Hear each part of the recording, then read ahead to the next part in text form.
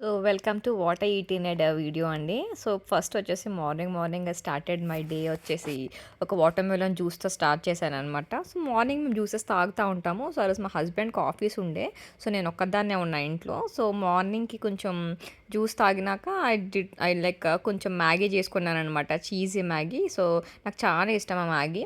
So తర్వాత login చేసుకున్నప్పుడు ఒక 11 అరౌండ్ ఆ టైంకి టుక్ వన్ కాఫీ అనమాట. సో చాలా హెక్టిక్ ఉండే బీయింగ్ వీకెండ్ డిప్లాయ్మెంట్ కూడా ఉండే ఆ రోజు. సో చాలా హెక్టిక్ ఉంటే కాఫీ తాగిన కొంచెం రిలీఫ్ ఉంటుందని.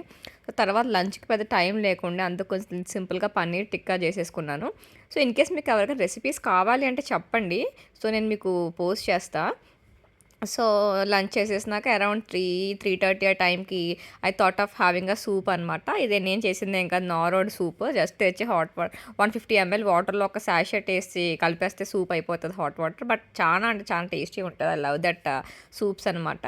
తర్వాత చెప్పినా కదా ఆ రోజు చాలా హెక్టిక్ అని చెప్పేసి మా హస్బెండ్ ఈవినింగ్ వచ్చినాక ఫ్రైడే కదా, సో అట్లా బయటకు వెళ్ళామన్నమాట. సో సో ఒక వాఫిల్ తిన్నాను. మా ఇంటి దగ్గరలో రిలయన్స్ ఉంటుంది, దాని పక్కన రిలయన్స్ మార్ట్లో అమ్ముతున్నారనమాట, కొత్తగా పెట్టారు ఇది. సో అక్కడికి వెళ్ళి ఒక వాఫిల్ తినేసి అట్లనే పక్కనే దగ్గరలో ఉన్న బేకరీకి వెళ్ళాము.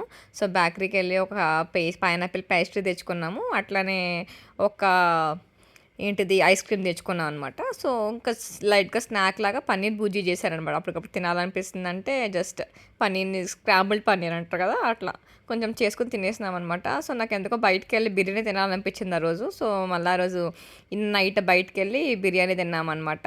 So that's all about this video అండి. ఇది Friday edition. So I'll keep posted అండి Friday, Saturday, Sunday. Thanks for watching.